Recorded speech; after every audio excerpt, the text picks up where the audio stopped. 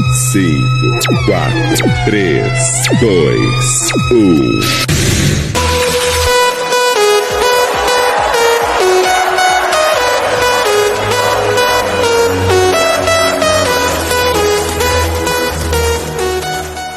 This video is a quick introduction to the Texas tax foreclosure process.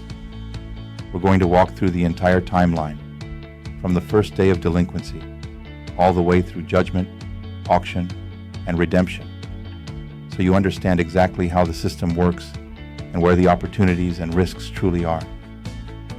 In Texas, the tax foreclosure process begins long before a property is ever posted for sale.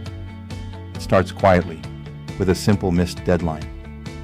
Property taxes become delinquent on February 1st. From that moment forward, penalties and interest begin adding up every month.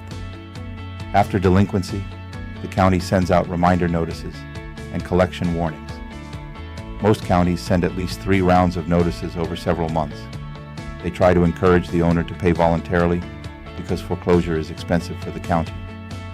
On average, property will remain delinquent for 6 to 12 months before the county takes the next major step. In some cases, especially for chronic delinquencies or large balances, the attorney may move faster. In others, it may take a year or more. But across Texas, the most common window before a lawsuit is filed is 9 to 12 months after delinquency. However, some properties remain delinquent for years before a lawsuit is ever filed. This usually happens for one of 3 reasons. First, the balance is very small, and the county doesn't consider it cost-effective to pursue immediately. Second, the owner is elderly, disabled, or protected under a tax deferral program, which pauses the county's ability to collect. And third, the property may be tied up in complex ownership issues, such as multiple heirs, missing heirs, estates with no probate, or defunct LLCs, which slows down the county's ability to identify the correct party to sue. When the taxes remain unpaid long enough, the county's tax attorney eventually files a lawsuit. This lawsuit is a judicial tax suit, and it names the owner, any known heirs, and any lien holders. The moment that lawsuit is filed, the attorney records a lis pendens. Lis pendens does not legally prevent a sale or a refinance. Instead, it clouds the title and forces any buyer, title company, or lender to address the pending lawsuit before the deal can close.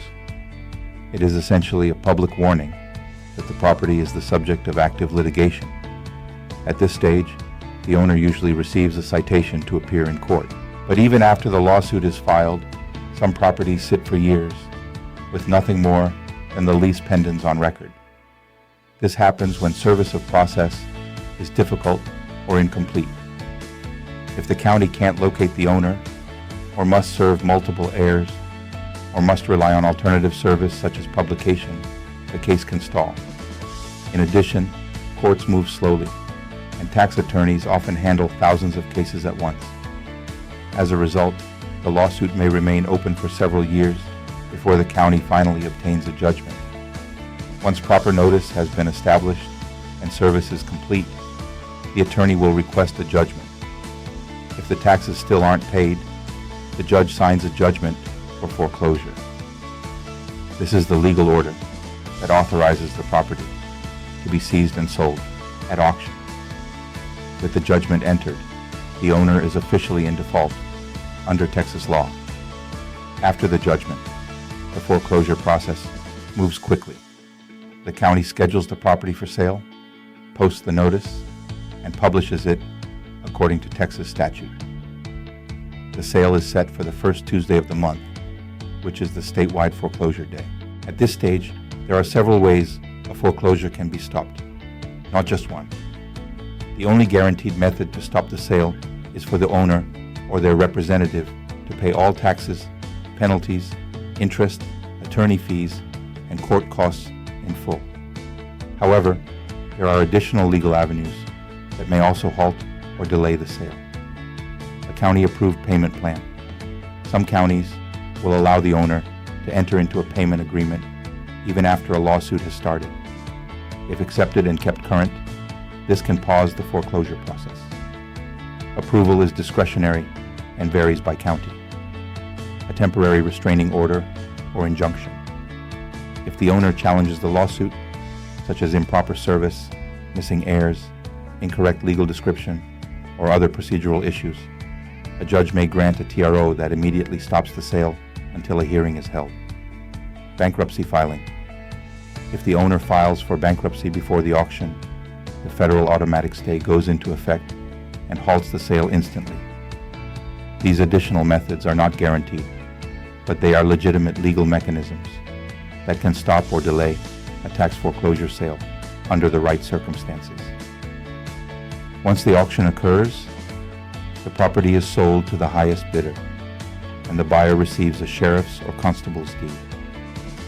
But in Texas, that deed comes with redemption rights. If the property was a homestead or agricultural property, the owner has a 2-year redemption period. During the first year, they can reclaim the property by paying the auction price plus a 25% penalty. During the second year, the penalty increases to 50%. For all other properties, the redemption period is 6 months, with a 25% penalty. During this redemption window, the buyer does not have clear, insurable title. The original owner can still come back, redeem the property, and take it back, even if the buyer has already taken possession.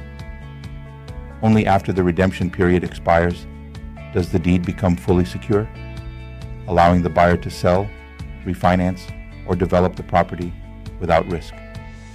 So from beginning to end, the Texas tax foreclosure process looks like this.